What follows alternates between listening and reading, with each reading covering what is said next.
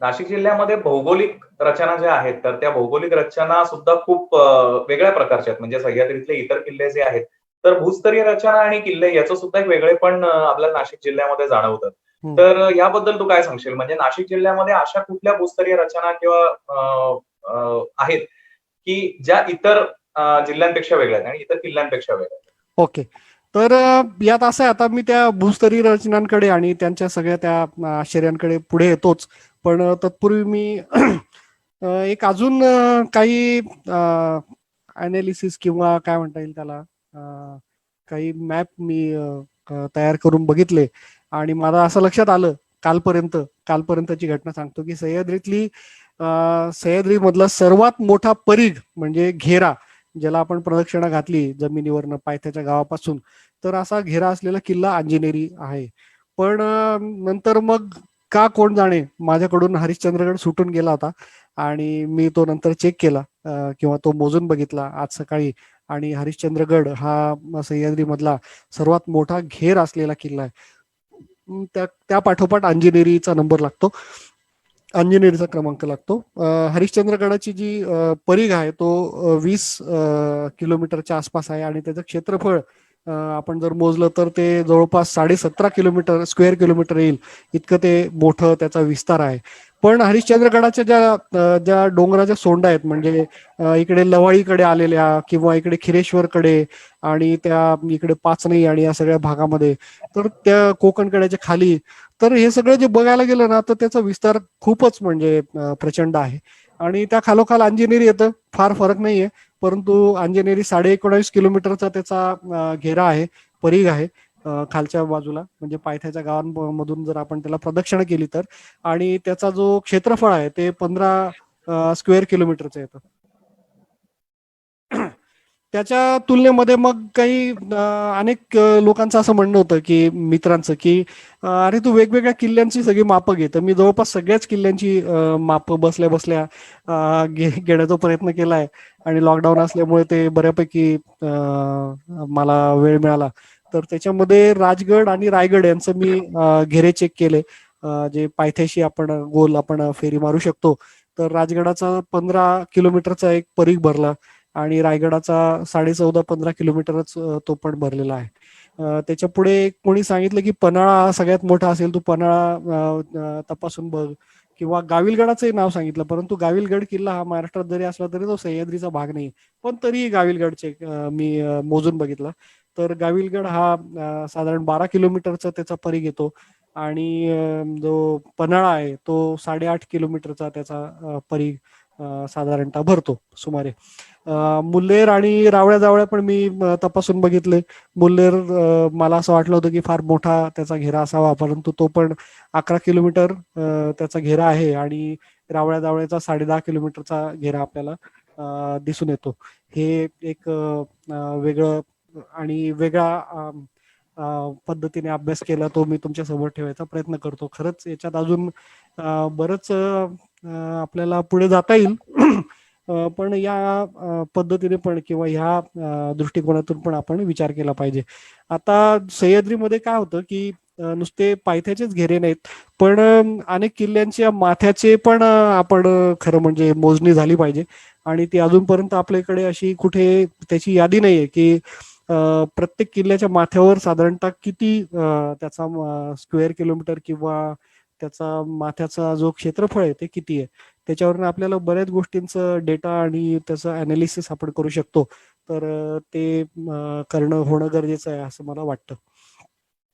मित्रांनो, काय होतं की आता पुढचा मुद्दा की सह्याद्रीमध्ये अनेक किल्ले जे आहेत ते त्यांची रचना आपल्याला कशी दिसते की, आणि विशेषतः नाशिक जिल्ह्यातले की खालपासून म्हणजे पायथ्यापासून तर मध्यापर्यंत किंवा मध्यापेक्षा थोडं वर असा एक तिरपा उतार असतो, जो जंगल किंवा झाडी असते किंवा त्याच्यावर अशी माती वगैरे असते सगळी. आणि त्याच्यावर मग उभा कडा दिसतो आपल्याला खडकाचा असा सगळीकडून. असे शक्यतो सगळे किल्लेच असे आपल्याला दिसतात की मध्यापर्यंत किंवा त्याच्यापेक्षा जास्त आपल्याला एक तिरपा उतार असतो, उतरती डोंगराच्या धारा असतात किंवा डोंगराचा घेरा असतो आणि वरच्या बाजूला खडक असतो. असे साधारणतः जवळपास म्हणजे सगळ्याच किल्ल्यांची रचना अशी आपल्याला दिसून येईल, काही अपवाद सोडले तर.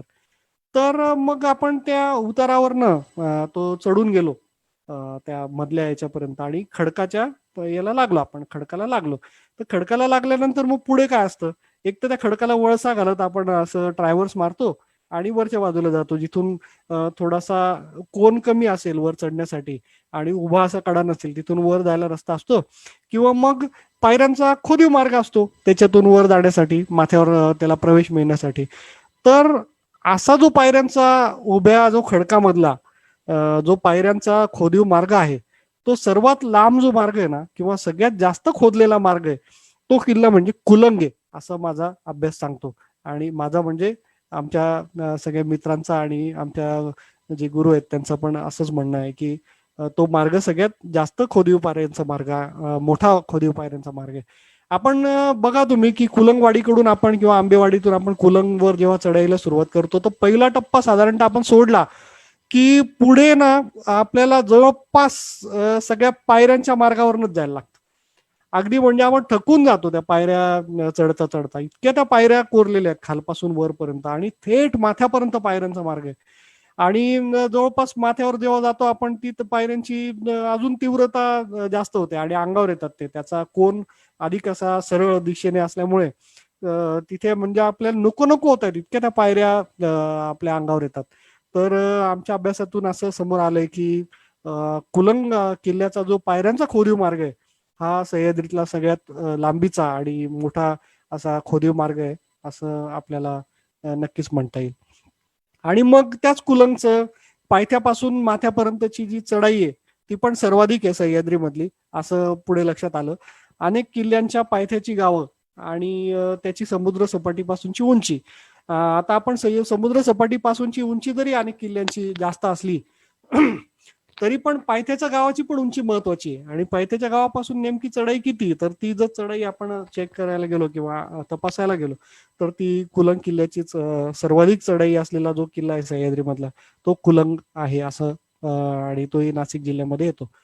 सह्याद्रीतला लांब असा वळसा घालून आपण म्हणजे ट्रॅव्हर्सेस मारून, असा ट्रॅव्हर्सेसचा मेरुमणी किंवा अनेक ट्रॅव्हर्सेस मारूनच तुम्हाला त्याच्यावर चढायला मिळेल किंवा त्याच्यावर प्रवेश मिळेल त्याच्या माथ्यावर, असा जो किल्ला आहे तो म्हणजे अलंग किल्ला. आणि याला सर्वात जास्त वळसा मार्ग आहेत किंवा ट्रॅव्हर्सेस आहेत असं आपल्याला म्हणता येईल, तोही नाशिक जिल्ह्यातच येतो. जोड किल्ल्यांचा आपण विचार करू की सह्याद्री मधले सर्वाधिक जोड किल्ले असलेला जिल्हा म्हणजे नाशिक. ओके, तर त्याच्यामध्ये साल्हेर सालोटा, मुल्हेर मोरा, अहिवंत महिवंत, रावळा जावळा, कांचन मांचन आणि अंकाई टंकाई. तर याच्यापैकी अहिवंत किल्ल्याला लागून जो बुधा आणि तो जो टेकाडाचा भाग आहे, म्हणजे ज्याला बुधला म्हणलं जातं, तर तो खरा स्थानिक लोकांच्या भाषेत महिवंत असं त्याला म्हणतात.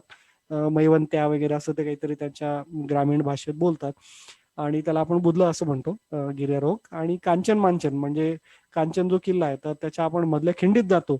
एकदा आपल्याला पूर्वेकडे वर जाऊन तो बघून परत खिंडीत यायला लागतं, आणि मग पश्चिमेकडे जाऊन आपण पुन्हा त्या खिंडीतून आपल्याला खाली यायला लागतं. तर असे ते कांचन मांचन असे त्याचे दोन भाग झालेले आहेत. आणि मला इथे प्रामुख्याने सांगावं वाटेल की असे जे जोड किल्ले आहेत ते सर्वाधिक असलेला जिल्हा म्हणजे नाशिक. आता हे जोड किल्ले जे आहेत ना पूर्ण सह्याद्री मधले, तर ते एकमेकांना सलग तटबंदीने जोडलेला, जोड किल्ले एकमेकांना सलग तटबंदीने जोडलेला किल्ला म्हणजे अनकाई टंकाई हा एकमेव किल्ला आहे सह्याद्री मधला, की जोड किल्ला आहे सह्याद्री मधला, की जो थेट त्याच्या माथ्याची ती तटबंदी ती खाली दोघांच्या खिंडीमध्ये येत पुन्हा टणकाईवर वर चढत, आणि ते पूर्ण त्या टणकाईला त्यांनी वळसा मारलेला आहे त्याच्या माथ्यापर्यंतचा, असा एकमेव किल्ला जो आहे जो सलग तटबंदीने जोडला गेलेला जोड किल्ला, तो म्हणजे अनकाई टणकाई.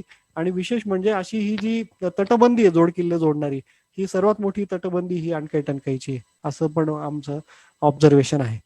आता तू जो प्रश्न विचारलास त्याच्याकडे मी येतो ओंकार, की भूस्तरीय रचना आणि किल्ले हे काय प्रकरण आहे. तर भूस्तरीय रचना, ज्यावेळेस आपल्याला ती सगळी स्टोरी माहिती आहे की सह्याद्री मधल्या तो लाव्हा निघाला आणि त्याच्यापासून सह्याद्री तयार झाला आणि मग ते त्याला गार व्हायला अनेक वर्ष लागले.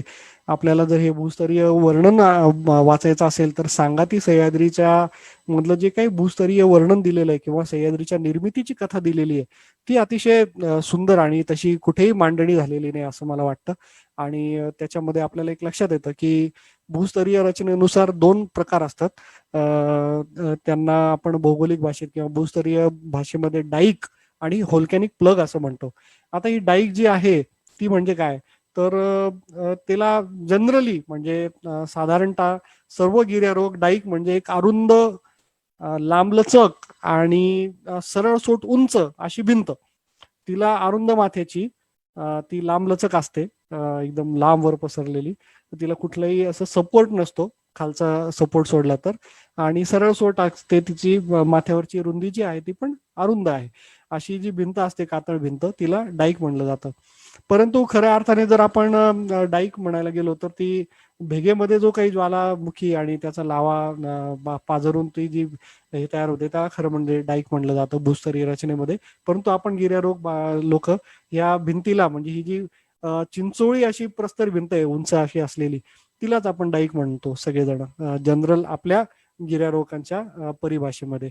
पण ती खरं म्हणजे एक प्रस्तर भिंत आहे जी अरुंद अशी प्रस्तर भिंत आहे असं आपल्याला म्हणायला हरकत नाही. तर मी समजण्यासाठी तिला डाईकच म्हणेल आता. आणि व्होल्कॅनिक प्लग म्हणजे किंवा नेक म्हणजे ऊर्ध्व दिशेने लाव्याचे असे जे काही कारंजे उडाले आणि त्याच्यातून मग ते काही तो थंड होत गेला आणि त्याच्यातून जे काही उभं असं सुळका सदृश्य किंवा जे सह्याद्रीमध्ये सगळे सुळके दिसतात ऊर्ध्व दिशेला आकाशाकडे झेपावलेले, ते सगळे व्होल्कॅनिक प्लग आहेत असं आपल्याला म्हणता येईल. आता आपण धोडप किल्ल्याकडे येऊ. जो धोडप किल्ला जो आहे तो ह्या भूस्तरीय रचनेचा किंवा नैसर्गिक एक आविष्कार किंवा चमत्कार म्हणायला लागेल का, तो त्याची रचना आपल्याला भूस्तरीय रचनेचा ज्याला अभ्यास करायचा किंवा एक त्याच्यासाठी एक धोडप म्हणजे एक वेगळं असं पूर्ण स्ट्रक्चर आहे किंवा आपल्याला काय म्हणता येईल त्याची रचना आहे असं आपल्याला बघायला मिळतं. एकावर एक अशा 5 माच्या आपल्याला त्याच्यावर दिसून येतात. 5 भागांमध्ये आपण आलो की तिथे आपल्याला एक सपाटी लागते. म्हणजे खालून आपण हट्टी गावापासून वर किंवा इकडून ओतरकडून आलो तर मधल्या भागात ते सोनारवाडी किंवा जिथे तो आश्रम आणि काही घरं दिसतात तर ती सगळी जी आहेत ती एक माची, त्याच्यावरच्या बाजूला चढल्यानंतर अजून एक माची, त्याच्यावर चढल्यानंतर अजून एक माची, मग माथ्याच्या इथे अजून एक माची, अशा 5 एकावर एक असलेल्या माच्या. आणि त्याच्यावर चढण्यासाठी त्या माच्यांना एका बाजूने मस्त चिलखती असे ते बुरुज आणि प्रवेशद्वारांची अशी एक रचना केली एका बाजूने चढण्यासाठी. तर अशा ज्या 5 माची एकावर एक आपल्याला ते थर दिसून येतात माच्यांचे आणि त्याच्यावर आपल्याला चढण्याची, तसा हा एकमेव किल्ला आपल्याला पूर्ण सह्याद्रीमध्ये दिसून येतो. आणि या 5ही मात्यांना एका बाजूने तटबंदी अशी आहे. दुसरं असं की धोडप किल्ल्याचं वैशिष्ट्य आणि रचना स्थान आपण जर बघायला गेलो तर ते नाशिक जिल्ह्याचा आपण जर नकाशा घेतला आणि त्याचा जर मध्यबिंदू आपण शोधण्याचा प्रयत्न केला सगळ्या सीमांच्या बाजूने, तर तो बरोबर मध्यावर त्याचा जो मध्यबिंदू आहे तो धोडप किल्ल्याच्या जवळ येतो, धोडप किल्ल्यापाशी येतो. आणि सातमाळा पर्वतरांग जी आपण हातगडापासून तर बेशण्या किल्ल्यापर्यंतची वर बघितली तर तिचाही साधारणतः मध्यबिंदू जो आहे तो धोडप किल्ल्यावरच येतो. आणि धोडप किल्ला हा सह्याद्रीतला 5व्या क्रमांकाचा उंच किल्ला आहे. तर त्या धोडप किल्ल्याचा विचार जर आपण केला तर त्याला जी आपण वरच्या बाजूला गेल्यानंतर आपल्याला ती खाच जिथे आहे तिथे एक माची दिसते, अरुंद अशी भिंत दिसते आणि तिथे खूप छान वाटतं आपल्याला. आपण त्याचे फोटोग्राफ्स आणि हे सगळीकडे सोशल मीडियातून कायम बघतच असतो. ते एक नैसर्गिक आश्चर्य आणि ती एक डाईक म्हणता येईल, म्हणजे गिर्यारोहकांच्या भाषेत डाईक. भूस्तरीय रचनेचा अभ्यास किंवा भूस्तरीय ज्यांचा भौगोलिक अभ्यासकांच्या दृष्टीने ती एक चिंचोळी प्रस्तर भिंत की जी अगदी अरुंद आणि चिंचोळी आहे पण उंच आणि लांबलचक आहे, अशी प्रस्तर भिंत जी आहे ती आपल्याला धोडप किल्ल्याला बघायला मिळते. आणि त्याच्यावरच तो व्होल्कॅनिक प्लग म्हणजे जो काही सुळका आहे त्याच्या माथ्यावर आलेला आहे आणि त्याच्यावर आपल्याला जाता येत नाही, क्लाइंबच करायला लागतं. सोपं आहे क्लाइंब एका बाजूने त्याला. तर ते तो माथा जो आहे म्हणजे तो नेक किंवा व्होल्कॅनिक प्लग, तो सुळका आणि त्याच्यातून निघालेली डाईक, अशी रचना आपल्याला सह्याद्री एकमेव म्हणजे तो धोडपचा किल्ला आहे. तर सह्याद्री मधल्या ज्या डाईक आहेत किंवा ज्या चिंचोळ्या प्रस्तरी भिंती आहेत, आपण त्याचा विचार करू, त्या कुठे कुठे आपल्याला दिसून येतात एकदम अरुंद आणि चिंचोळ्या अशा. तर त्या मित्रांनो पुणे जिल्ह्यामध्ये तैलबैलाला दिसून येते. आपण आपल्या माळशेज घाटाच्या इथे मोरोशीचा जो भैरवगड आहे, त्या भैरवगडाची आपल्याला अशी चिंचोळी ती प्रस्तर भिंत दिसून येते. आणि धोडप किल्ल्याची आता आपण सगळ्यांनी बघितलीच, ती एक प्रस्तर भिंत आहे. तिला विशेष म्हणजे खाच पण आहे एक. आणि दुर्ग भांडारची जो आहे म्हणजे त्र्यंबकेश्वरचा त्र्यंबकगडाचा भाग, दुर्ग भांडार, तर त्याचे पण एक चिंचोळी आपल्याला ही प्रस्तर भिंत म्हणजेच आपल्या भाषेमध्ये डाईक, जनरल भाषेत, सामान्य भाषेमध्ये ती आपल्याला दिसून येते. तर याच्यातही आपण जर बघितलं तर दोन ज्या डाईक रचना आहेत किंवा या अरुंद अशा प्रस्तर भिंतीच्या ज्या रचना आहेत नैसर्गिक, त्या सर्वाधिक म्हणजे दोन, त्र्यंबकगडाचा आणि धोडप किल्ल्याचा, ह्या सह्याद्रीमध्ये ह्या प्रस्तर भिंती नाशिक जिल्ह्याला लाभलेल्या आहेत. आणि सह्याद्रीमधली सर्वात मोठी डाईक, सर्वात लांब लचक डाईक अशी जी आहे उंचीला पण आणि लांबीला पण, ती म्हणजे धोडप किल्ल्याची जी डाईक आहे किंवा प्रस्तर भिंत आहे अरुंद चिंचोळी, ती धोडप किल्ल्याला आहे. म्हणजे हे एक नाशिकच्या गड किल्ल्यांचं एक वेगळं वैशिष्ट्य आहे. धोडप किल्ल्यावरचा जो सर्वोच्च माथा जो आहे व्होल्कॅनिक प्लग आणि त्यातूनच निघालेली डाईक, अशी जी भूस्तरीय रचना आहे, ही मी तुम्हाला सांगितलंच की धोडप हा सह्याद्री मधला तसा एकमेव किल्ला आहे. ओके, तर आता हे मी वर्णन सांगितलं, पण या डाईकचं ना, धोडपच्या डाईकचे अजून काही वैशिष्ट्य आहेत. वैशिष्ट्य म्हणजे काही त्याचे गोष्टी आहेत त्या अशा की त्याच्यावर एक खाच पडलेली आहे आणि ही खाच जी आहे चौकोनी, ती लांबून आपल्याला दिसते आणि लांबून लांबून आपण ते ओळखू शकतो. नाशिक जिल्ह्यातून किंवा सप्तशृंगी गडाकडे जाणं झालं किंवा आपण बागलाणातून कुठून येत असलो तर आपल्याला पहिल्यांदा ती जो शंकराच्या पिंडीसारखा त्याचा आकार आणि त्याच्या त्या डाईक रचनेला पडलेली चौकोनी खाच, ही आपल्या सगळ्यांचं लक्ष वेधून घेते. तर ही जी चौकोनी खाच आहे मित्रांनो, ही नैसर्गिक आहे, ही कुठली कृत्रिम नाही आणि कृत्रिम असण्याचा काही त्याच्यात प्रश्नच येत नाही. याच्यावर अनेक लोकांचे खल झालेले आहेत आणि याच्यामध्ये आमचे काही गिर्यारोहक एक 20-22 वर्षांपूर्वी उतरून त्यांनी हे सगळं चेक पण केलेलं आहे गिर्यारोहणाचं साहित्य लावून. आणि अनेक लोक म्हणतात कडेलोट करण्यासाठी ते असं असण्याची शक्यता आहे, परंतु कडेलोट करण्यासाठी एवढी मेहनत घेऊन एवढी चौकोनी खाच मारण्याची काय गरज. जर तुम्ही इकडे बघितलं हा बाजूचा फोटो आणि या खाचेच्या पुढे जर तुम्ही गेलात तर इथेही सरळ सोट उभी भिंत आहे, तिथूनही लोटता येईलच की कडे लोट जर करायचा झाला तर. दुसरं असं की इकडून जर कोणी चढलं आणि मग त्यांनी डायरेक्ट किल्ल्यावर प्रवेश मिळवला थेट, तर मग मध्ये खाच असावी म्हणून ते कोणीतरी खाच केलेली असेल आणि मग त्याच्यामध्ये आपल्याला ती त्यांनी अडसर निर्माण करण्यासाठी ते केलं. परंतु तसंही काही कारण नाही, कारण आम्ही ह्या भागामध्ये ह्या भिंतीच्या खाली जाऊन सगळे पाहणी केली आहे की त्याच्यावर ना सहजासहजी तो काही चढू शकत नाही. आणि करायचं ठरलं तर हा उभा कडा यालाच थोडंसं तासून घेतलं तर ते जास्त योग्य राहील ना. एवढा खर्च करण्याची काय गरज आहे की ती डाईक रचना फोडून काढण्याची. तर तो ज्यावेळेस ती ही जी प्रस्तर भिंत आहे ही तयार झाली नैसर्गिकरित्या, जेव्हा ते सगळं लावा आणि आला, तर त्याचा जो काही कमजोर आणि राख असलेला भाग किंवा ठिसूळ असा जो भाग आहे तो गार झाल्यानंतर तो पडून गेलेला आहे आणि तो इतका चपकलपणे तो चौकोनी आकारामध्ये पडला की तो कोणालाही असं प्रथमदर्शनी वाटेल की अरे हे तर म्हणजे कृत्रिमच तयार केलेलं आहे. म्हणून अनेक लोकांना अजूनही शंका येते की ते कृत्रिम आहे, परंतु ती कृत्रिम नाही. आणि अशा डाईक रचनेवर किंवा अरुंद प्रस्तर भिंतीवर चौकोनी खाच अन्यत्र आपल्याला सह्याद्रीत कुठे आढळत नाही. हे या धोडप किल्ल्याचं एक वैशिष्ट्य आहे. आता ही जी खाच आहे ना, तर हा एक फोटो तुम्हाला मी दाखवतो. आणि या डाईक रचनेवर ही जी खाच आहे त्या खाचेच्या तोंडाशी एक बांधीव बुरुज होता. आता हे जे 3 माझे मित्र आहेत, एअरफोर्स चे मित्र आहेत, त्यांना मी घेऊन ट्रेकसाठी गेलो होतो आमच्या वैनतेतर्फे आणि तेव्हाचा हा काढलेला फोटो आहे. तुम्ही खाली गोल बघू शकता, त्याचं जोतं दिसतंय. तर इथे एक मस्त पहारेदाराची एक चौकी बांधलेली होती किंवा एक बांधीव इमारत होती आणि तो बुरुज होता आणि त्याला छत पण होतं त्या बुरुजाला, विशेष म्हणजे. आणि त्याच्यामध्ये उभं राहता येत असे. आता कालौघामध्ये ते ढासळत गेलं. मग ढासळल्यानंतर त्याचं छत पडलं असेल. मग मी साधारणतः 96 का 98 ला मी पहिल्यांदा गेलो होतो. तर त्यावेळेस साधारण गुडघ्यापर्यंत वगैरेचे दगड तिथे होते, म्हणजे या पूर्ण गोलाकार बुरुजाच्या याच्यावर.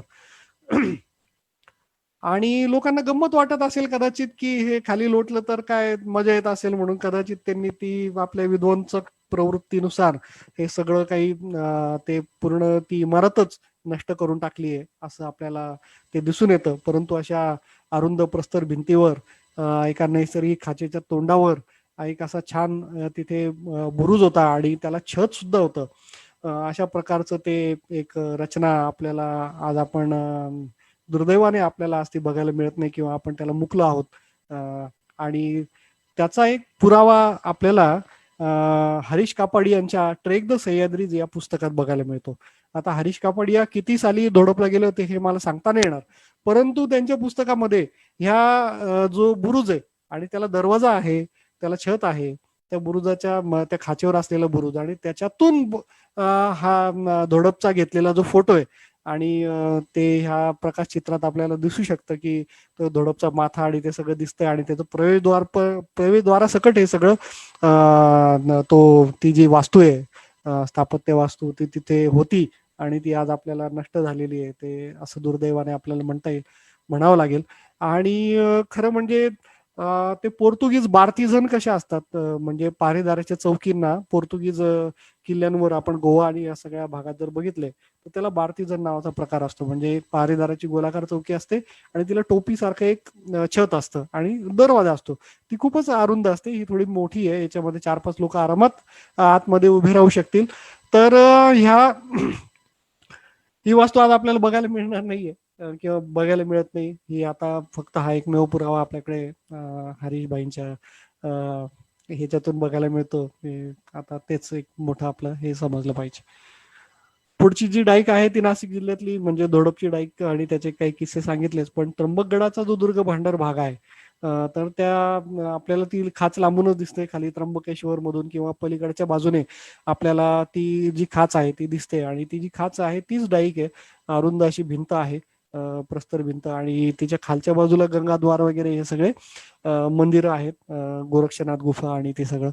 आणि ह्या डाईकवर उतरण्यासाठी किंवा दुर्ग भांडार भागामध्ये जाण्यासाठी आपल्याला जी रचना केलेली आहे पायऱ्यांची, उभं अशी ती चीर पाडलेली आहे आणि तो खोदून एक सोपान तयार केलेला आहे.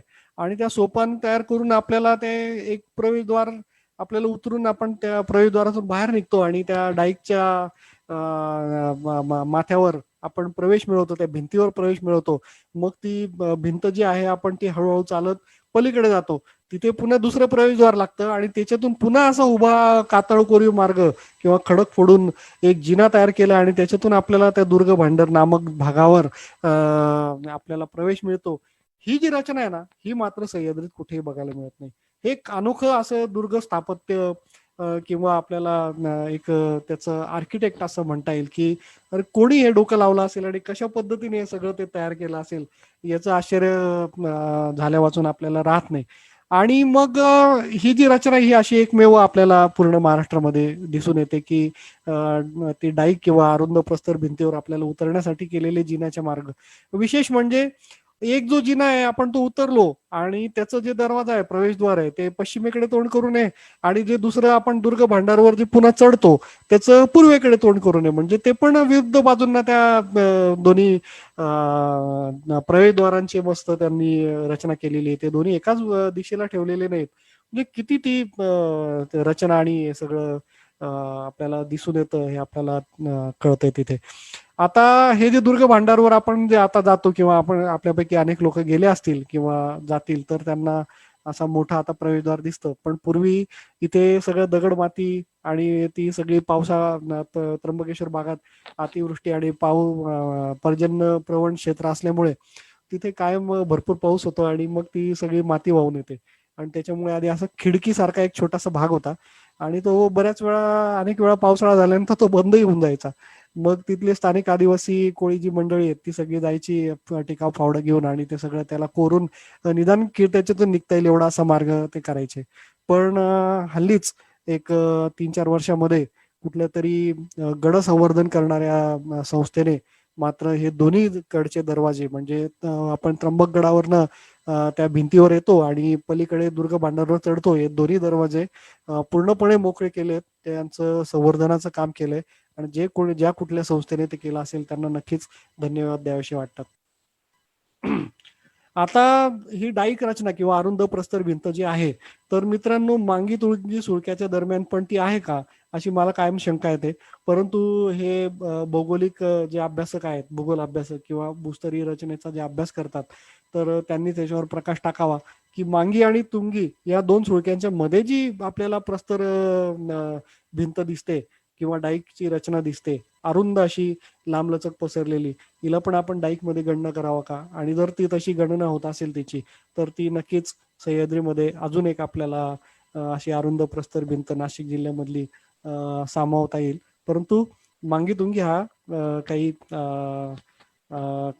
गिरिदुर्ग नाहीये, तो एक धार्मिक ते गड आहे, त्याच्यामुळे त्याची किल्ल्यांच्या याच्यामध्ये यादी आपल्याला काही करू शकत नाही. सुदर्शन, आता आपण या आजच्या दिवसाच्या सेशनच्या आपण शेवटच्या प्रश्नाकडे येऊया. त्याच्या आधी मला सगळ्या आमच्या व्ह्युअर्सना असं सांगायचंय की आजच्या दिवशी तुम्हाला जी माहिती सुदर्शनने सांगितली, तर त्याच्या बाबतीत समजा तुम्हाला जर काही प्रश्न असतील तर तुम्ही कमेंट बॉक्समध्ये विचारा. आपल्याला जसा वेळ असेल तसे आपण ते नक्कीच त्या प्रश्नांची उत्तरं सुदर्शन कडून जाणून घेऊया.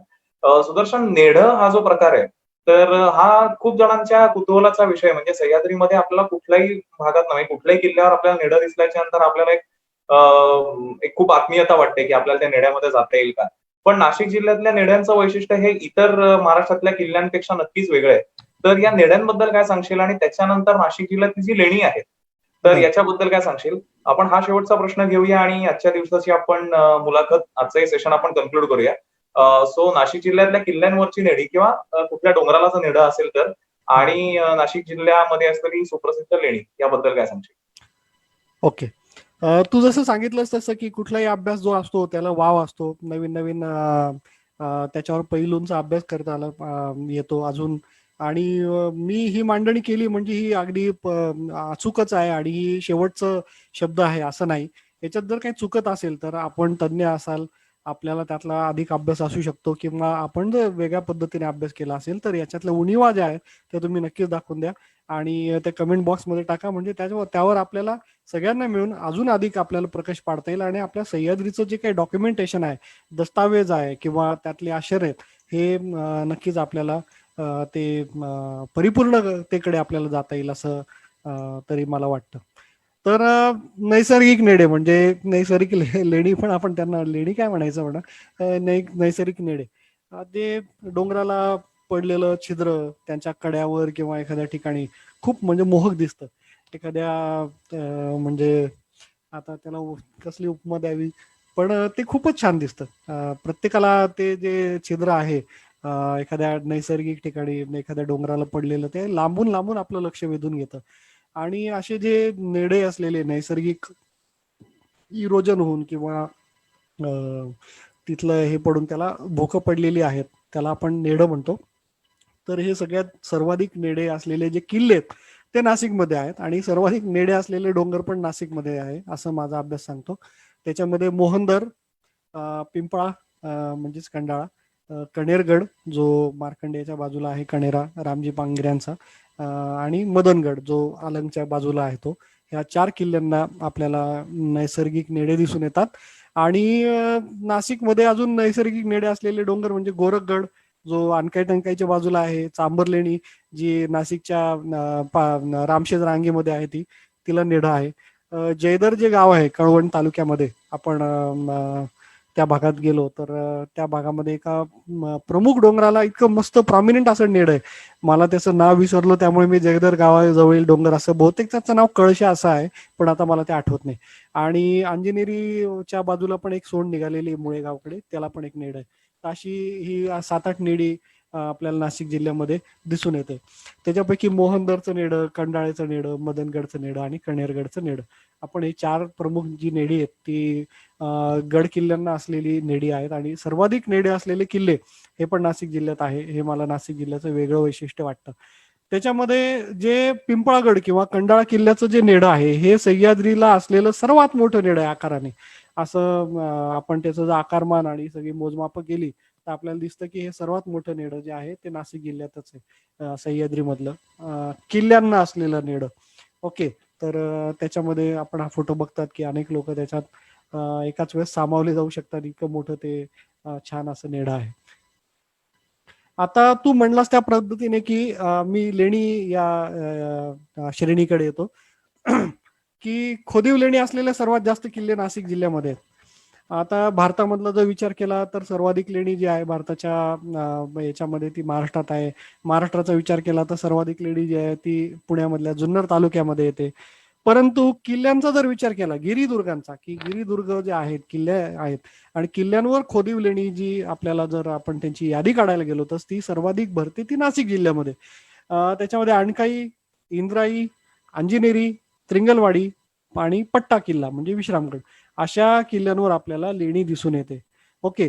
तर त्रिंगलवाडी, अणकाई, पट्टा किल्ला म्हणजे विश्रामगड आणि अंजनेरी याच्यावर आपल्याला ठळकपणे ज्या कोरीव आणि छान असं त्याच्यावर शिल्पकाम शिल्पकला असलेली किंवा मूर्त्या असलेली लेणी आपल्याला दिसून येतात.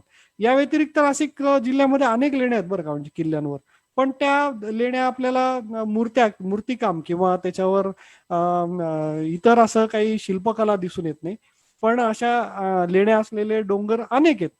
आणि विशेषतः जैन लेण्यांचा प्रभाव नाशिक जिल्ह्यामध्ये किल्ल्यांवरच्या आणि डोंगरांवरच्या ज्या लेण्या आहेत ते जास्त दिसून येतात. आता ही जी इंद्राईची जी लेणी आहे तर ती लेणी जी आहे ती खूप मोठ्या संख्येने तिथं लेणी आहे. पण सह्याद्रीचा जर विचार करायला गेला आपण तर सर्वाधिक लेणी आणि गुहा ज्या कोरलेल्या आहेत त्या खानदेशातल्या भामेरच्या किल्ल्यावर येतात आणि नंतर मग इंद्राईचा क्रमांक लागतो. सर्वाधिक लेणी एकाच ओळीने कोरलेली अशी इंद्राई किल्ल्यावर आहेत. त्याच्यापैकी आपण या लेण्यांचे काही वैशिष्ट्य आहेत ते मी थोडक्यात तुम्हाला सांगतो आणि आजचं सेशन मला असं वाटतं वेळ खूप होत चाललाय. तर ह्या त्रिंगलवाडी किल्ल्याच्या जे पोटातलं जे लेणं आहे ते आपण ते सर्वात मोठं गुहा मंदिर आहे, केव टेम्पल आपण त्याला म्हणूया. टेम्पल म्हणण्याचं कारण काय आहे, ही गुहा किंवा याला लेणी आपण लेणी म्हणण्यापेक्षा गुहा मंदिर किंवा लेणी मंदिर आपण याला म्हणूया. आणि कारण काय, कारण त्याची जी रचना आहे ती पुढे वरांडा किंवा ओसरी मध्ये सभागृह आणि मागच्या बाजूला गर्भगृह अशा प्रकारे त्याची आपल्याला रचना दिसते, जशी मंदिरांची असते तशी. त्याचं जर आपण प्रवेशद्वार बघितलं तर प्रवेशद्वाराच्या वर जे काही ती ललाट पट्टी का असते किंवा ललाट बिंदू आपण त्याला म्हणतो त्याच्यावरचे ते द्वारपाल आहेत खालच्या बाजूला आणि द्वारपालिका पण असतात. त्या आपल्याला तिथे दिसून येतात आणि अगदी मंदिराला जसा उंबरा असतो त्याची प्रवेशद्वाराची रचना असते अगदी तशी याची रचना आहे, म्हणून याला आपण केव टेम्पल किंवा गुहा मंदिर असं म्हणूया. आणि हे सह्याद्री मधलं सगळ्यात मोठं गुहा मंदिर आहे असा आमचा अभ्यास सांगतो. आणि याच्यामध्ये गेल्यानंतर आपण जर ते त्याचं गर्भगृह आपलं सभागृह बघितलं तर त्याच्यामध्ये 4 मोठे असे स्तंभ उभे खांब आणि त्याच्यावर असलेली सगळी कलाकुसर ही अगदी मंदिराला ती कळस आणि त्याच्या याच्याप्रमाणे सगळी तिथं आपल्याला दिसून येते. आणि पुढे मग त्याचं गर्भगृहाला पुन्हा मंदिराप्रमाणे ते सगळं आणि मध्ये अंतराळासारखा एक छोटासा भाग गर्भगृह आणि सभागृहाच्या मध्ये असा आपल्याला तिथे दिसून येतो. अगदी बारीक बारीक त्याच्यावर शिल्पकाम आणि त्या शिल्पांच्या पट्टी त्याच्यावरचे ते जॉईंट्स त्याच्या सगळ्या भागामध्ये असलेल्या मूर्तिकाम हे सगळं जे आहे हे अगदी मंदिराच्या याच्याप्रमाणे असल्यामुळे आपण त्याला लेणी मंदिर असं म्हणू. आणि ही जैन गुफा आहे, याच्यामध्ये जैन सगळ्या मूर्त्या आपल्याला दिसून येतात आणि त्याच्यामध्ये शिलालेख सुद्धा आहे. पुढे पट्टागड किंवा विश्रामगडाच्या लेणीकडे आपण येऊ. ह्या विशेषतः दाखवण्याचं कारण असं की त्या कायम बंद असतात. त्या लेणीवर आपण साधारणतः पट्टा किल्ल्याच्या पोटात गेलो पहिला टप्पा चढून वगैरे की आपल्याला लक्ष्मण स्वामी महाराज गुफा अशा नावाने एक गुहा दिसते. तिथे लक्ष्मण स्वामी महाराज असायचे. त्यांनी या भागामध्ये बरंचसं काम केलेलं आहे आणि ते आदिवासी किंवा तिथल्या स्थानिक लोकांसाठी दवाखाना चालवणे, तिथे अनेक सामाजिक उपक्रम करणे असं त्यांचे सगळे कामं होते आणि ते ह्या गुहेत राहत असत. त्यांचं बाहेर बसण्यासाठी सिंहासन किंवा त्यांची जी खुर्ची आहे दगडी ती पण आपल्याला दिसते. त्याच्या बाजूला पण हल्ली काही मूर्त्या आणून ठेवलेल्या दिसतात. तर ह्या जे आहे आता त्या पुरातत्व म्हणतो, वन विभागाने त्याच्यावर वन खात्याने खूप बऱ्यापैकी त्याच्यावर कामं केलेली आहेत. संवर्धनाची आणि काही डेकोरेशनची. आता तो भाग इथं आपल्याला चर्चेत घेण्याचं कारण नाही, परंतु आपला मुख्य विषय आहे लेणी. तर या लेणीला यांनी कुलूप वगैरे लावून हे ठेवलेलं, त्यामुळे आतमध्ये जाता येत नाही. मला आतमध्ये जायला मिळालं त्यावेळेस मी बघितलं की या साधारणतः 4-4.5 फुटाच्या आसपासच्या या मूर्त्या आहेत आणि सर्व जैन मूर्त्या आहेत. आता तुम्ही हे बघत असाल तर ही पार्श्वनाथांची मूर्ती आहे, जिला मागे नाग त्यांच्या डोक्यावर आणि मागच्या बाजूला त्यांनी वेटोळ करून तो नाग बसलाय. भगवान पार्श्वनाथ, त्याच्या बाजूला देवीची मूर्ती आहे. आता आयकोनॉग्राफीवाले मित्र ते जास्त विस्तृत किंवा डिटेलिंग त्याचं सांगू शकतील. त्या देवीच्या पायथ्याशी एक इथे तुम्हाला मोर दिसून येईल, त्याचा पिसारा वगैरे आहे आणि त्याला रंगरंगोटी केल्यामुळे मात्र ते खूपच विद्रूप दिसतात. परंतु या जैन मूर्त्या आहेत, या शिल्प आहेत, यात कुठला वाद नाही. आणि ही एक देवीची मूर्ती अंबिका वगैरे या टाईप, आणि त्याच्यावर काही फळं आणि फुलं, त्या वेली लता आणि ते सगळं खाली त्यांच्या सेवक सेविका खाली आहेत. इकडे हे एका गाईचं किंवा तोंड असलेलं, मला यांचं सांगता नाही येणार की ही आयकॉनॉग्राफीत कसली मूर्ती आहे, पण त्याच्या पायथ्याशी गाय वगैरे आहे. असे छान आपल्याला हे सगळ्या मूर्ती आणि शिल्पकाम ह्या पट्टा किल्ल्याच्या लेण्यांमध्ये आपल्याला दिसून येतं. हे आज मुद्दामून तुम्हाला इथे अवांतर एक शेअर करतोय की त्याच्या आतमध्ये आता सध्या जाता येत नाही म्हणून.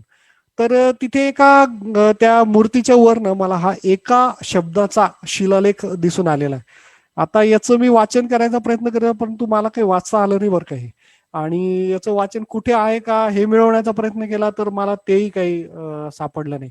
त्यामुळे हा खास तुम्हाला दाखवायचा होता की अगदी छोटासा असा एका शब्दाचा तो शिलालेख आहे, पण त्याचं अर्थातच आता इतिहास तज्ञ आणि शिलालेख जे तज्ञ मंडळी त्यांनी त्याच्यावर नक्कीच प्रकाश टाकला पाहिजे. अणकाईच्या पोटात जे लेणं आहे ते अणकाईचं एक तुम्हाला लेणं दाखवायचं कारण असं की आता हे जे तुम्हाला दाखवतोय मी समोर तुमच्या जे दिसतंय, हे बघून तुम्हाला कसली आठवण येते? तुम्हाला एलिफंटा किंवा घारापुरीच्या लेण्यांची आठवण नक्कीच आली असेल. तिथलं जे प्रसिद्ध, जगप्रसिद्ध असं ते त्रिमूर्ती शिल्प आहे, ते आपल्याला वाटतं की नाही याच्याकडे बघून की हे त्रिमूर्ती शिल्प आहे, आणि अगदी त्याचीच नक्कल किंवा कॉपी इथे केलेली आहे आपल्याला असं दिसून येतं. तसाच चेहरा, तो शंकराला असलेला तिसरा डोळा, त्याच्या डोक्यावरचं ते सगळं मुकुट आणि जटांचं ते सगळी वीण, आणि त्याच्या एका बाजूला ब्रह्माचं चेहरा, एका बाजूला विष्णूचा चेहरा, त्याला असलेली मिशा, हे सगळं काही इतकं त्या जणू काही ते म्हणजे घारापुरीच आपण त्रिमूर्ती शिल्प बघत आहोत असा आपल्याला भास इथे आपल्याला होतो. आणि हे अणकाई किल्ल्यावर आपण चढत असताना तो जिन्यांचा एक सोपान चढून गेल्यानंतर मधल्या पोटामध्ये आपल्याला हे लेणं दिसून येतं. आणि अगदी ते लखुलिश पद्धतीने जे काही शिव मंदिर तिथे उभा केलेलं आहे, गुहा मंदिर, गुहा लेणं घारापुरीला, अगदी तसंच इथे पण आहे. कालौघामध्ये इथला दगड थोडासा खराब झाल्यामुळे इकडचा चेहरा स्पष्ट दिसतो. तो त्याचा भाग काही पडला आहे. त्याच्यानंतर याला कोणीतरी गेरू मारून थोडा लालसर कलर देण्याचा पण प्रयत्न केलेला दिसतो. पक्षी बसत असल्यामुळे ते शिटलेले आहे, तिथे व्हाईट व्हाईट आपल्याला पांढऱ्या रंगाची सगळी ओघळ इथे दिसून येतात. त्यामुळे याच्याकडे थोडं, आणि गुहेला बरेचसे तडे पडले असल्यामुळे त्याच्यात पाणी पण पाझरतं, त्यामुळे हे नष्ट होत चाललंय. परंतु हल्ली पुरातत्व खात्याचं याच्यावर चांगलं रिस्टोरेशनचं काम चालू आहे अणकईवर, तर त्यात या गुहेकडे ते लक्ष देतील असं आशा आहे.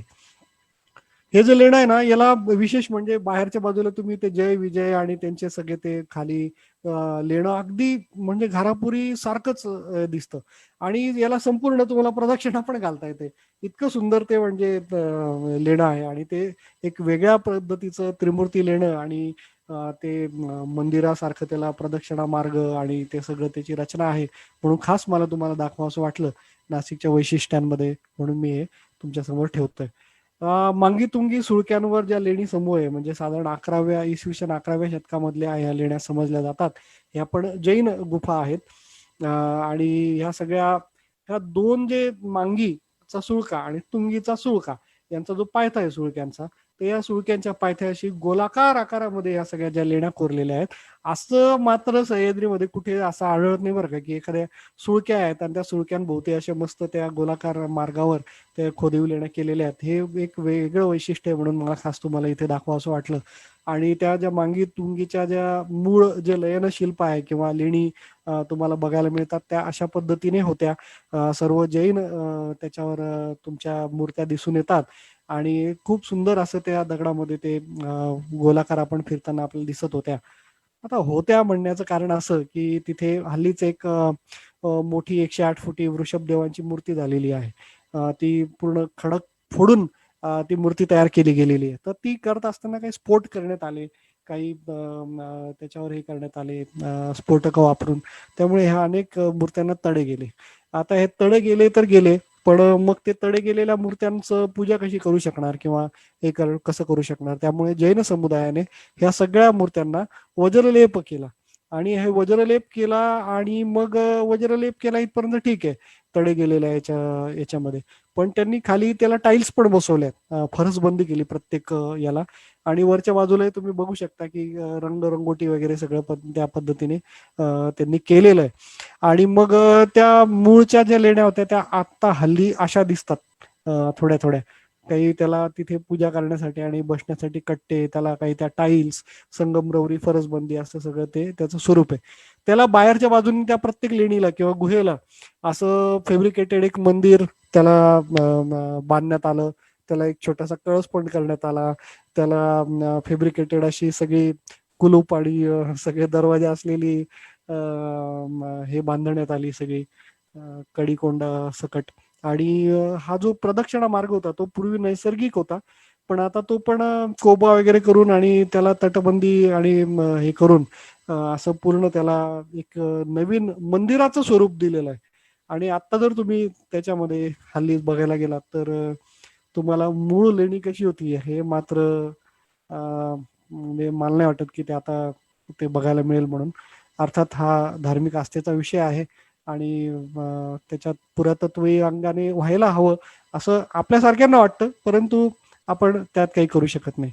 दुसरं असं की आता मांगीचा जो सुळका आहे तो सुळका जो आहे तो फोडून एक 108 फुटी भगवान उंच अशी भगवान ऋषभदेवांची मूर्ती इथं काही वर्षांपूर्वी साकारण्यात आली. अनेक वर्ष म्हणजे एक 7-8 वर्ष त्या मूर्तीचं काम चालू होतं. आणि ती मूर्ती जी आहे ती संपूर्ण तो सह्याद्रीचा असा उभा तो खडक फोडून आणि तो म्हणजे ही जी भिंत दिसते हा खडक आहे, ही डोंगराची सोंड आलेली आहे, ती इथून कापूनच टाकली आणि पूर्ण अशी ती 108 फुटी उंच अशी देखणी ती वृषभदेवांची मूर्ती 2016 साली तिचं लोकार्पण झालं आणि तिची पूजा करण्यासाठी ती हे झाली, प्रसिद्ध पावली. आणि विशेष म्हणजे या मूर्तीची नोंद गिनीज बुक वर्ल्ड रेकॉर्ड मध्ये गिनीज बुकात याची नोंद झालेली आहे. हे एक वेगळं वैशिष्ट्य आहे. आणि आता लांबून लांबून लोक ही मूर्ती आणि हे सगळं शिल्प आणि हे सगळं बघायला येतात. जैन समुदाय धार्मिक आस्थेने येतो, बाकीचे लोक आश्चर्य म्हणून ते बघायला येतात. आणि असं जे सह्याद्रीमध्ये जे काम झालेलं आहे म्हणजे आता हे आपल्याला म्हणता येईल की असंही काम आपल्या इथे सह्याद्रीचा खडक फोडून असं काहीतरी एखादी मोनोलिथ युनिलिथ अशी ती मूर्ती एकाच दगडाची म्हणजे तिचे दगड वेगळे करून मग ते कोरीव काम करून एकमेकांवर बसवले किंवा ती मूर्ती आडवी बनवली नंतर उभी केली असं नाही, तर ती आहे तिथेच त्या डोंगराच्या धारेला फोडून तिथे ती आहे तिथंच त्या जागेवरच बनवण्यात आलेली ही मूर्ती म्हणजे हे एक आश्चर्य आहे. परंतु काय आता आपण कुठल्या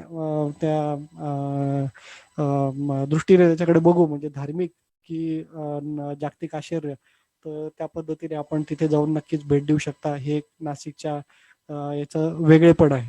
नाशिक शहरामध्ये 2 प्रमुख आणि प्रसिद्ध लेण्या आहेत या व्यतिरिक्त शहरामध्ये म्हणजे सिटीमध्ये. ती एक तुम्हाला सांगितलं वायव्य बाजूला पांडवलेणी आणि नैऋत्य बाजूला चांबरलेणी चाळा. तर नाशिक शहरामधली जी पांडवलेणी आहे ती अर्थातच किल्ले नाही त्यामुळे मी पटकन याची माहिती देतो की याच्यावर संपूर्ण भारतामध्ये जे काही शिलालेख आहेत तर त्या शिलालेखांमध्ये लेणी हा जो शब्द आहे हा पहिल्यांदा आपल्याला वाचायला मिळतो तो म्हणजे पांडवलेणीच्या शिलालेखांमध्ये. लेणी असा शब्द किंवा लयन असा जो शब्द आहे तो पांडवलेणीच्या शिलालेखांमध्ये वाचायला मिळतो. पांडवलेणीच्या याच्यामध्ये साधारणतः 27-28 लेण्या आहेत आणि 27 शिलालेख आहेत जे पाली आणि ब्राह्मी भाषेतून आहेत. त्यांचं सगळ्यांचं वाचन झालंय. अजूनही ते ठसठशीत आणि चांगले इतकं म्हणजे अगदी फ्लेक्स शिलालेखांचा स्वच्छ असा फ्लेक्स म्हणता येईल की इतके ते स्वच्छ वाचता येतात आजच्या घडीला सुद्धा असे ते लेण्या आहेत. आणि त्याच्यामध्ये स्तूप आहेत, विहार आहेत आणि बऱ्याचशा मूर्त्या आहेत. याच्यामध्ये एक ठिकाणी जैन आणि एका ठिकाणी हिंदू लेणी पण आपल्याला दिसते, पण ती नंतरच्या काळामध्ये त्याच्यामध्ये ऍडिशन झालेली. आणि नाशिक शहरामधली चामर लेणी, जी म्हसरूळ मी तुम्हाला भाग सांगितला त्याच्यामध्ये चामर लेणीचा डोंगर आहे आणि त्याच्यामध्ये जैन लेण्या आहेत. त्याच्यामध्ये 12 फूट उंच पार्श्वनाथांची, भगवान पार्श्वनाथांची एक मूर्ती आहे आणि ती मात्र युनिक आहे. अशी एवढी मोठी मूर्ती लेण्यांमध्ये असलेली दुसऱ्या जैन लेण्यांमध्ये सापडत नाहीत. ती इथे आहे, परंतु इथे फोटो काढायला जरा मनाई आहे. आणि याच्याही पुढे त्या गुहांना किंवा त्या लेणीला मंदिराचं सगळं स्वरूप दिलेलं असल्यामुळे आणि तिथे दररोज पूजा होत असल्यामुळे तिथे फोटो काढायला थोडीशी बंदी आहे. पण तरी एखाद दुसरा फोटो माझ्याकडे असल्यामुळे मी तुम्हाला ते दाखवू शकलो. तर आज के लिए इतना ही असं मला वाटतं. सुरतेकडून आपण जो नाशिककडे येतो, पूर्वीची घाटवाट आहे कांचन घाट, तिच्यावर लक्ष ठेवण्यासाठी हा किल्ला तिथे आहे. जो हातगड आपल्याला सर्वांना परिचयाचा आहे. तर त्याच्यावर हा शिलालेख मला ज्यावेळेस सापडला तर त्यावेळेस त्याचं जे शास्त्रीय असं आपण सगळं वर्णन वाचूया. शिलालेख असलेला किल्ला हातगड त्याचा तालुका सुरगाणा येतो, नाशिक जिल्हा. आणि हातगड किल्ल्याच्या मुख्य प्रवेशद्वारापासून आपण पश्चिमेकडे जात असतो तर त्या मार्गावर आपल्याला स्थानिकांच्या भाषेत त्याला एक राणीचा बाग म्हणून असं संबोधलं जातं. तर त्याच्यापासून 15 मीटर अंतरावर हा शिलालेख आहे. त्याची जी दिशा आहे ती दक्षिण दिशेला त्याचं तोंड आहे किंवा त्याच्याकडे दक्षिण फेसिंग म्हणजे तो साऊथ फेसिंग असा कोरलेला आहे. आणि त्याची सगळी जी भाषा आहे ती संस्कृत आहे, देवनागरी लिपी आहे.